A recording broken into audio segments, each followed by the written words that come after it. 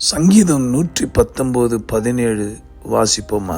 உமது அடியேனுக்கு அனுகூலமாயிரும், அப்பொழுது நான் பிழைத்து உமது வசனத்தை கைக்கொள்ளுவேன்.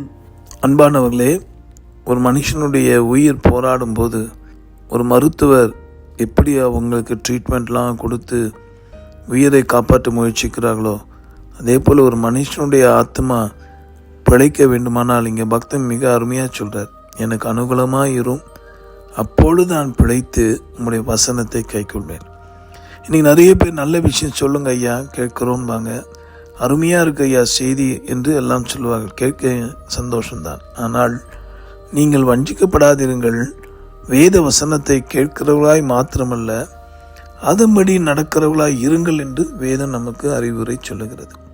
இதை கேட்கும் என் அன்பு சகோதரி சகோதரியே, மனிதனுடைய ஆத்மா சிசியூன்னு சொல்லக்கூடிய கிரிட்டிக்கல் கேர் யூனிட்டில் இன்றைக்கி இருக்குது.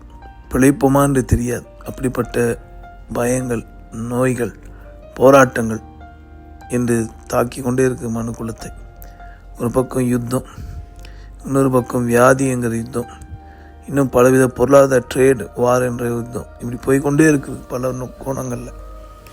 எங்கே போய் முடியுமோ என்று தவிக்கிறீங்களா? உங்களுக்கு ஆண்டு கொடுக்குற உதவி தான் இன்னிலேருந்து அற்புதத்தை செய்ய போகிறார். சொல்லுங்கள், உங்களுடைய வார்த்தைகள் தான் என்னை பிழைக்க வைக்க ஆண்டவரே, என்மேல் அனுகூலமாயிரும். Give me your favour O God. ஜெபிப்போமா? நன்றி ஆண்டவரே, இந்த வார்த்தையின்படி ஒவ்வொருக்கும் அந்த அனுகூலத்தை தாரும், ஜெயிக்க பலன் தாரும், வெற்றி தாரும். இயேசு மூலமாக ஜெபிக்கிறோம் பிதாவே, ஆமென். உங்களுக்காக திறப்பு நின்று ஜெபிக்கிற உங்கள் அன்பு சகோதரர் மணியையர். God bless you.